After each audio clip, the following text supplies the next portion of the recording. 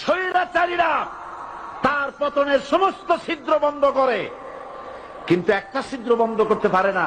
মনের ভুলে সে ছিদ্রটা থেকেই যায়, যেই ছিদ্র দিয়ে আসলে তার পতনটা হবে।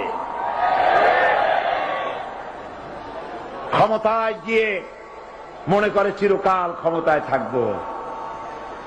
ভারতের প্রধানমন্ত্রী পণ্ডিত জওয়াহরলাল নেহেরু রাঁচি পাগলাগারদে গিয়েছেন, মেন্টাল হসপিটাল।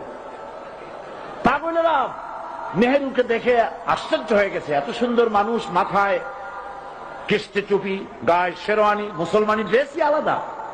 যদিও তিনি হিন্দু ছিলেন, পরেছেন মুসলমানি ড্রেস। শেরওয়ানি কাদের পোশাক? কাদের পোশাক?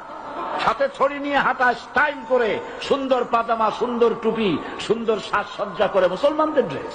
এই ড্রেস পরে তিনি গিয়েছেন, সবসময় যে ড্রেস তিনি পরতেন। পাগলেরা জিজ্ঞেস করছে, তুমি কে গো? উনি বলছেন, আমারে চেনো নাই? আমি ভারতের প্রধানমন্ত্রী পণ্ডিত জওয়াহরলাল নেহেরু।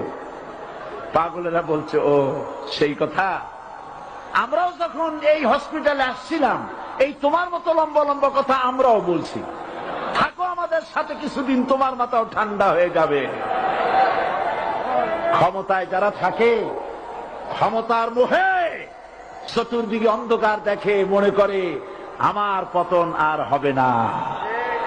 কিন্তু তোমাকে বুঝিবে যে গোকুলে বাড়ি শেষে।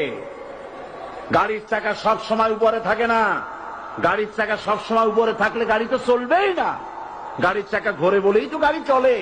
সুতরাং এই উপরে তোমার চাকা উপরে এখন আছে বলে, তোমার দলের চাকা উপরে আছে বলে যারা মানুষের উপরে জুলুম করছো, আলেমদেরকে ধরতেছো, মুসল্লিদেরকে ধরে ধরে জেলে ঢুকাচ্ছ, সময় আসবে এমন ইন্দুরের গর্ত অপমানা পালাবার জন্য